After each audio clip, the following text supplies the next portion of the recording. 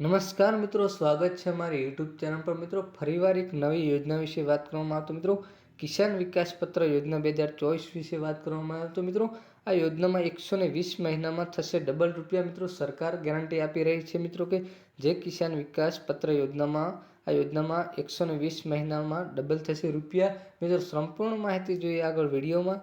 એના પહેલાં મિત્રો મારી ચેનલ પર નવા હો તો ચેનલને સબસ્ક્રાઈબ કરી દેજો, કારણ કે આવનારી સરકારી ભરતી, સરકારી યોજના કે સરકારી ભરતીની માહિતીની અપડેટ સૌપ્રથમ તમારા મોબાઈલના નોટિફિકેશન પર જણાવવામાં આવશે.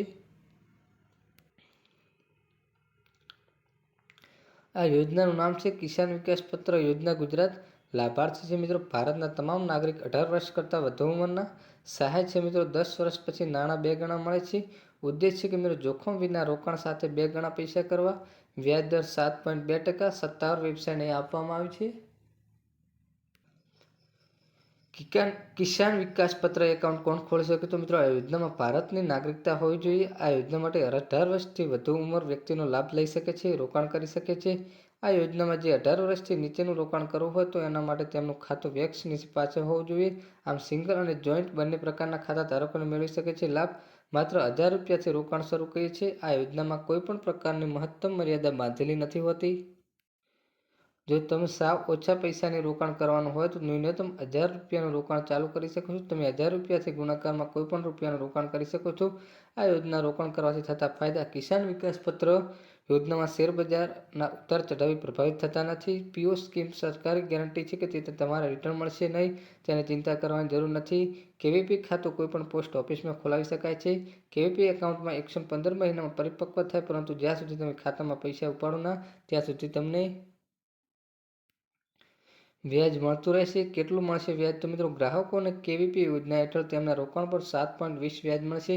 ન્યૂનતમ રોકાણ રકમ માત્ર 1000 અને તો કોઈ મહત્તમ રોકાણ મર્યાદા નથી. તમે એકલું અને સંયુક્ત બંને ખાતા ખોલી શકો છો અને તમે જેને ઈચ્છો તેને નોમિનેટ કરી શકો છો. સ્કીમ પાકતી મુદતે પહેલાં ખાતા ધારકનો મૃત્યુ કિસ્સામાં નોમિની મૃત્યુનો દાવો કરી શકે છે અને તમામ પૈસા મેળવી શકે છે.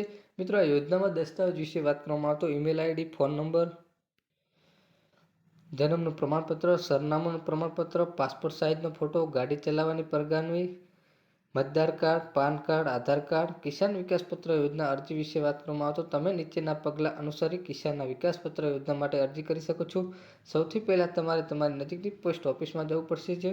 જો તમે ઈચ્છો તો તમે સાર્વજનિક બેંકમાં પણ જઈ શકો છો. આ અરજી ફોર્મમાં ઘણી બધી અંગત માહિતી પૂછવામાં આવશે. તમારે બધી માહિતી સાચી રીતે આપવાની હશે. હવે તમારે તેના પહેલા પેજ પર પોતાની એક રંગીન ફોટો પેસ્ટ કરવાનો છે. જો તમે ભણેલા હો તો સહી કરી શકો છો, નહીં તો તમારે આંગળીનો અંગૂઠો મારવો પડશે. હવે તમારા અરજી ફોર્મ પાછળ તમામ મહત્વપૂર્ણ દસ્તાવેજ જોડાવવાના રહેશે. હવે તમારે એપ્લિકેશન ફોર્મ જગ્યાએથી લઈ ત્યાં પાછું સબમિટ કરવાનું રહેશે.